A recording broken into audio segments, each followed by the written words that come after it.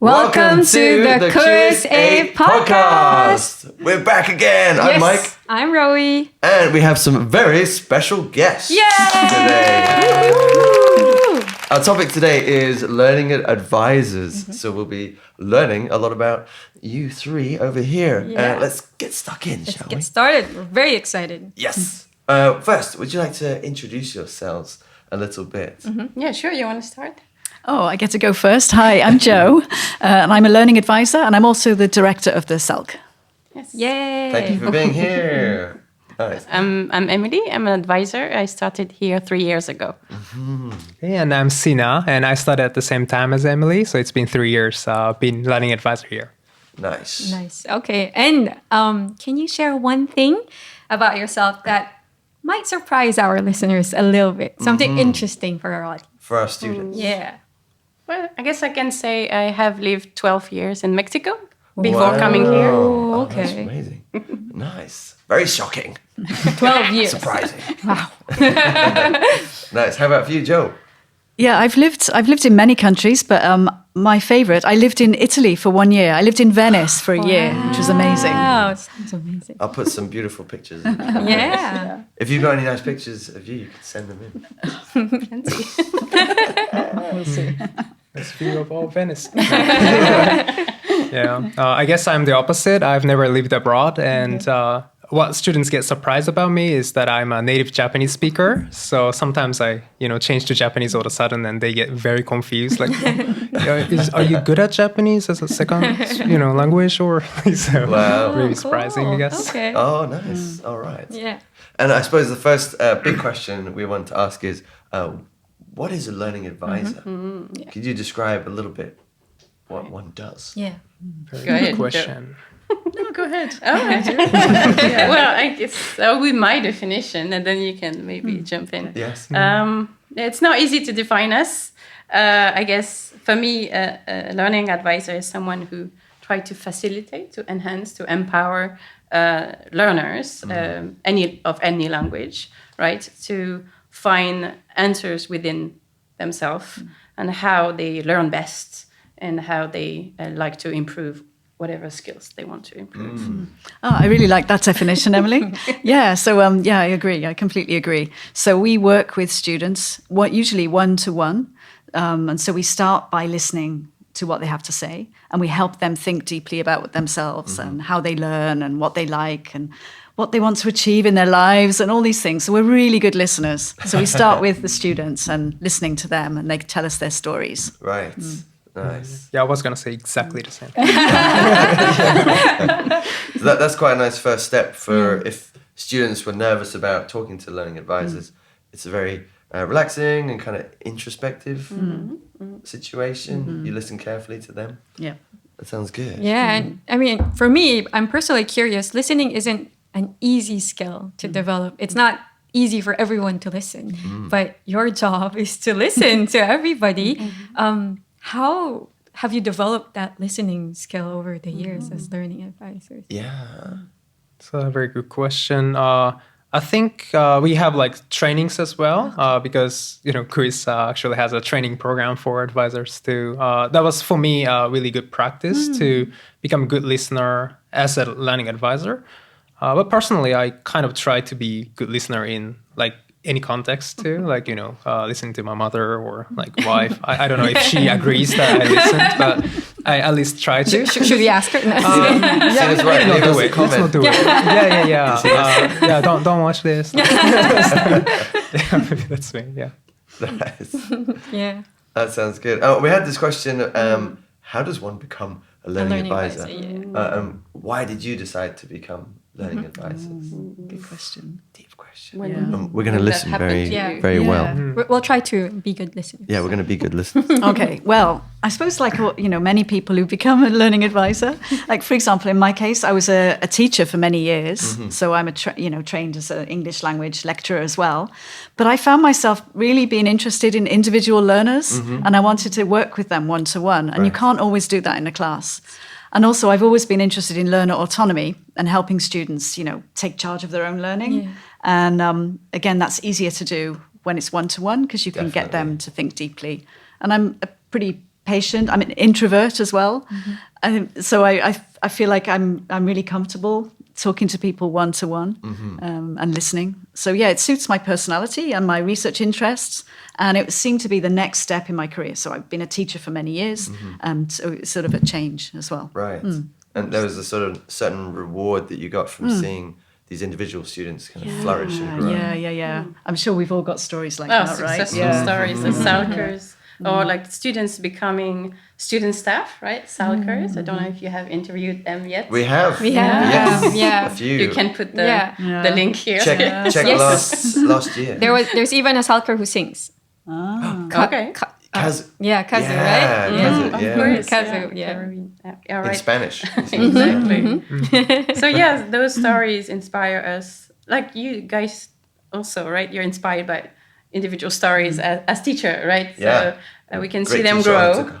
right? And we can see them making decisions and helping others, being mentors and creating a community and really becoming more confident, right? Yeah. Confident, building your confidence. Nice. I especially feel happy like when they like you said, like, you know, take charge in not only their own learning, but like, for example, studying communities or even studying something to help other students as well. So yeah, it's really inspiring. Nice. Oh, yeah, talking about inspiring as well. Yeah. I was wondering, what's an important lesson, something that you've learned from being a learning advisor? Something that's maybe inspired you. Oh, so many things, eh? Like every learner, like just seeing the stories, people who just keep going. You know, learning a language it's really hard and it takes a lot of time. You have to be really invested in it. But people do it. You know, our students do it every day. They keep doing it. They keep doing it, and they become proficient in language. So I think I'm inspired by people's perseverance. Ability to keep going. Yeah, it's great. It seems like there's a lot of rewarding things about being a learning advisor, but I'm sure there's also sometimes some challenges along the way. Can you share what are some challenging things about being a learning advisor? I think it's the same for any kind of job or any kind of industry that you enter anyway. So any insights on what are some challenges that learning advisors might encounter? Yeah. Well, I guess for me, that was a little bit more at the beginning. I wasn't used to the Japanese context. So I wasn't used to a lot of silence, which is also a big part of advising, because if you want to be a good listener, you have to welcome the silence. Right? I like that phrase. Welcome to silence. It's not mine. Use it in our training. It's a mantra. Welcome to silence. Bask in the silence. Welcome the silence. Exactly. So it was hard to kind of stop yourself from like just giving a straight advice and like try to foster, to encourage the students to find, maybe not immediately, but with time and trying out resources and strategies. At some point, they will find the right answer to their question, right? So. Yeah, some people are surprised that as learning advisors, we actually don't give advice. Oh, I am surprised. Oh, this is breaking We news. don't give advice. Breaking news. No advice from learning advisor. You're going to be an advisor. Don't give advice. advice. No, Yeah. exactly. Because it's not about you. We don't know what the person's going through. Right. They have to make their own decisions, right? And that marries No. nicely with what Emily was saying at the beginning, that you facilitate and you empower the students. And kind of They know what to welcome do. in silence. Yeah, Exactly. you just have to help them find it. They know what to do. Yeah, it's actually a good reminder also for like our students who are listening that going to a learning advisor, you can't come in there and expect just advice No, and we don't. answers, No. right? You expect lots of questions and encouragement. And Okay, there you go. Yeah. Yeah. So in connection to that, I'm sure you've talked to a lot of different kinds of students. What are some of the common challenges that, I mean, EFL students or just students in general face, and how do you try to help them aside from asking questions? I could think of one. Like often, it also connects to biggest challenges as well. A lot of times, I hear students' problem with motivating themselves, and sometimes it's not just coming from themselves. For example, like people around them, sometimes tend to get affected very much from the classmates who Sure. might not be as motivated as you are and feel less motivated. And these are kind of, topics come up a lot. And at the same time, I kind of feel like challenging to, support that kind of things.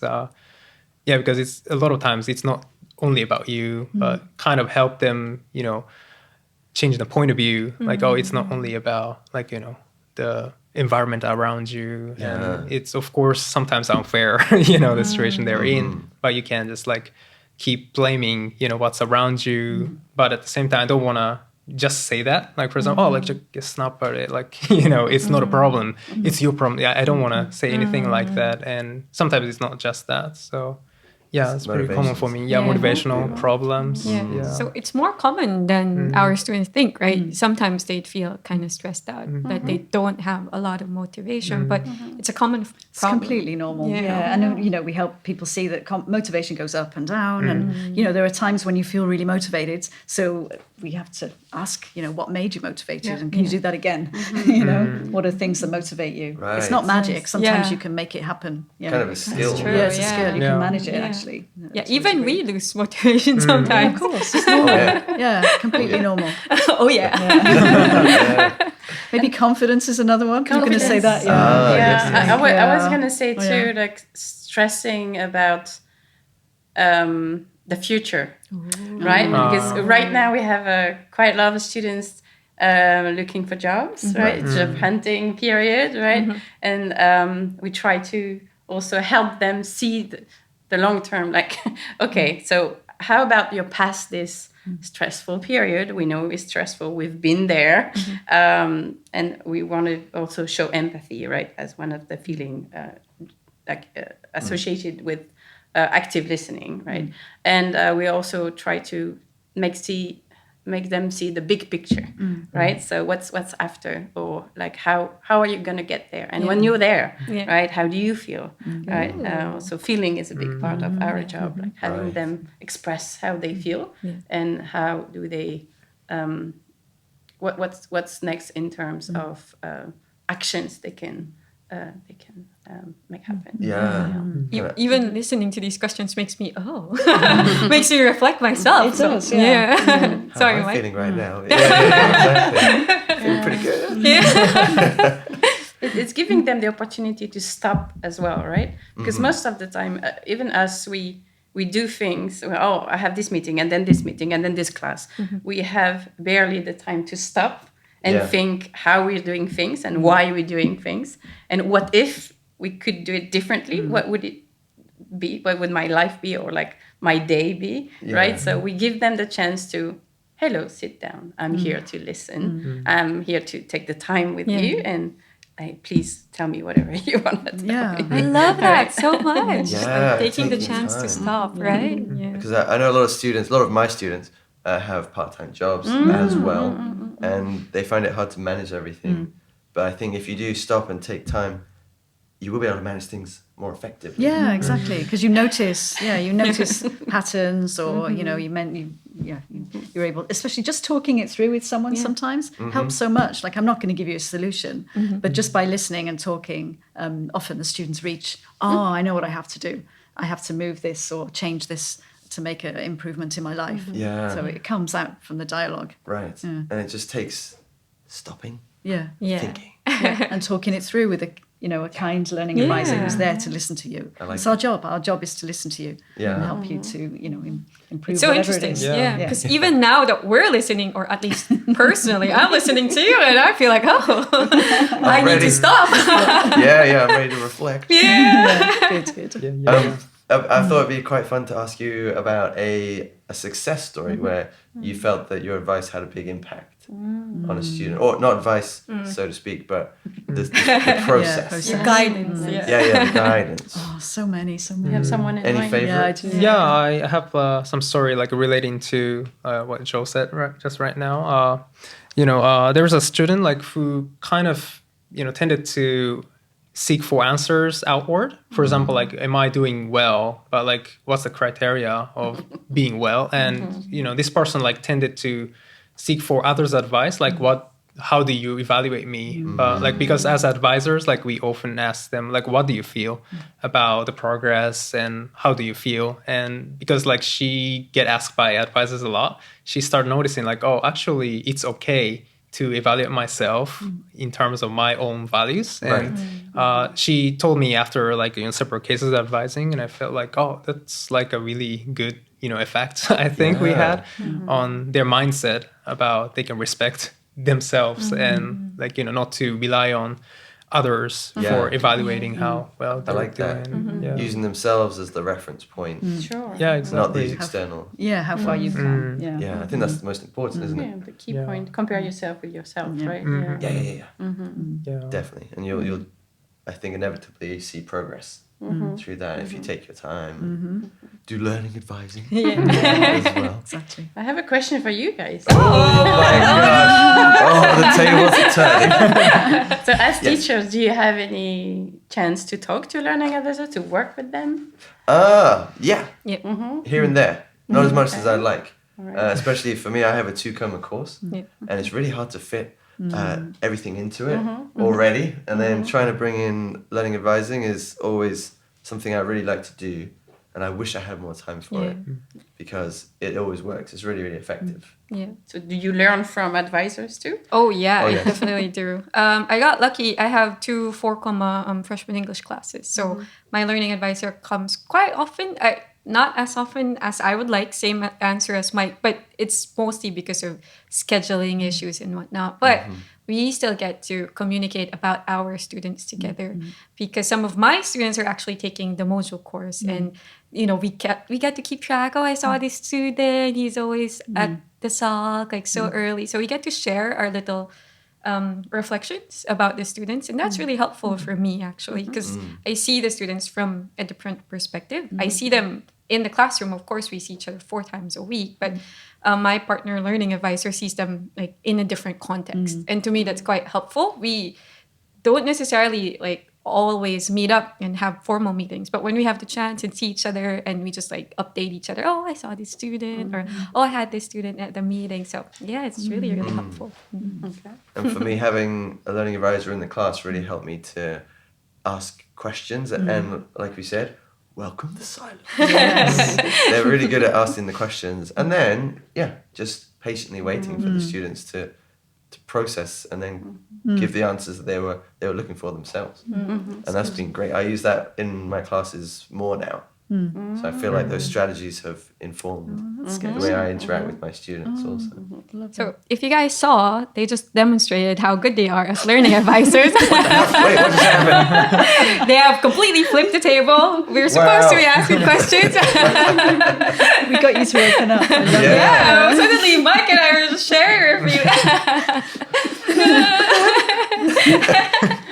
Okay. That was good. I like that. Nice that was great. Great example of how it Question. works. Excelente. Oh, Okay. I think we have to kind of wrap up soon. Yeah. Unfortunately, it was really fun to talk to you. Yeah, we Sure. have like just 1 or 2 more questions. Yes. How can the students best prepare for meetings with our learning advisors so that to make the most out of the support that you guys are offering? So please listen. Here's like what you can do to prepare. Well, I mean, you could take several ways to do this. Some students don't prepare. They just come in and just see what happens, just to have that space to explore and talk about whatever they want to. And it just emerges. Okay. So in many ways, you don't need to prepare. So just the willingness to come Yeah. is enough. Just come. And Just maybe relax, I want to talk about my learning and just see where it goes. Just take Okay, the journey. okay. So that's one approach. Okay. There must be others, right? There are others. Yeah, I would say pretty much the same. But I want them to feel relaxed. Yeah, because they will be just talking about themselves and they'll be thinking about how they're feeling, and so we don't want them to think like we'll be judging them or we will be evaluating them. So as long as they have that kind of mindset, like oh, we're just chatting with learning advisor to talk about myself, Yeah. then I feel like it's like a pretty good preparation. It's a safe space for them to like Right, share yeah. and like talk. But you can prepare. So Yeah. what were you going to say? Yeah, when I was first gonna say, be ready Yeah. to learn about yourself. Oh, yeah. That's Okay. true. Because somehow our question, the way we direct the dialogue, or we we make the dialogue happen, that they will discover things about themselves, right, at some point. But I was going to say, maybe think about, since it's only 30 minutes, think about this one point, maybe, this one doubt you have. Although we won't give answer, we can direct the dialogue through, like, toward this point, perhaps. But we don't promise anything. If the dialogue takes us somewhere else, then it's, Usually it's continuing, isn't it? Yeah. So we have one, and then maybe the next week or Exactly. several weeks later we can continue. But sometimes students want to talk about goals, you know, how I want to achieve this by the end of the semester, and here's what I'm thinking of doing. So, I mean, it's sort of prepared, isn't it? Okay. They know, you know, this is my goal, and let's an talk idea. about that. Yeah. So that helps. Okay. Yeah. Or some students say, I want to develop my confidence in speaking. It's kind of a common one. Yeah. But it's not really preparing. It's just thinking of a topic. Yeah. Yeah. So just be willing. It's a safe space, and think of like what you want to talk about, right? Yeah. Okay. And be ready to open up. Up. Yeah. And answer questions. Yeah. Nice. Good. And it's good to also that they know some of us speak, I'm not including myself, but Japanese and other languages. So if you don't feel confident in English, which I understand, maybe choose a learning advisor who speaks Japanese. Yeah. And that can be, I don't know what's your experience, but sometimes it's half and half during the session. Depending on the students, but if they really seem to struggle with just languaging their thoughts, sometimes I ask them if they feel more comfortable in Japanese, and then sometimes it really helps them like be, you know, themselves. So but usually we start in English, and you know, we can just use simple English to do most of stuff, but Or Spanish. But that's Yeah, good to know, because Spanish. the students might be a bit nervous about that. So if Yeah. they want to use a little bit of Japanese, it's definitely okay. Exactly. Or other languages. I mean, Or other languages. yeah. So which Korean which or- languages do you do advising in? I mean, French sometimes and Spanish, right? Wow. Yeah. It's amazing. Yeah. I do some advising in Spanish. My Spanish isn't that good, but it's usually similar level to the students. So actually, I'm a good listener in Spanish. You know, I'm also thinking. Nice. We kind of enjoy. We have a laugh together if we do it Ever in in another language. Welsh? I've never done one in Welsh. Oh, Maybe yeah. you can. Mine can come. Anybody wants to I've try? met one or two students who really like Welsh. So if you're interested, Oh yeah, please. I'd love to talk about Welsh and advising That'd be session. pretty fun. That would be fun. That's Yeah. awesome. Yeah. nice. Well, thank you so much Yeah. for coming. And we're going to put a link to the Learning Advisor website on the QS8.com website, so that if you would like to come and meet one of the learning advisors, please. Yeah, that's you nice. can click there. Yeah, we'd love to see you. Before we end, are there any events that you would like to promote? Oh, so for this- many. Yeah. I think just check the events website Okay, regularly. exactly. yes. Sounds like Yeah. good. Yeah. The events website, we'll just put it here so that you Yeah. can check out the different events. Pretty much every day there's something going on. Yes. So Right. just find something that looks Yeah. fun and join. Don't worry about, don't worry about it. Just come and enjoy yourself. Sounds Yeah. good. Meet people. All right. Oh, and maybe one final little thing. If you have experienced time with learning advisors, could write about it in the comments. We'd love to hear Yes, please. about Love to hear about previous it. students and how they've got on with learning advisors. Yeah, Definitely. We'd love to hear more about that. Yeah, right. All right. Fantastic. Thank you so Okay, much. thank you so Nice. That was fun. This Yeah. has been the The QS8 QS8 podcast. podcast. Thanks so much. Thank you. Very nice. And remember to like Emily. like, subscribe, Subscribe and Follow. leave a, leave a comment. Yeah, follow, leave a comment, Yeah. all that stuff. like Emily. Like Emily. Yay! Thank you. Bye. That was a great So finish. cute. I love it. Don't forget, like Emily. We should use this. Like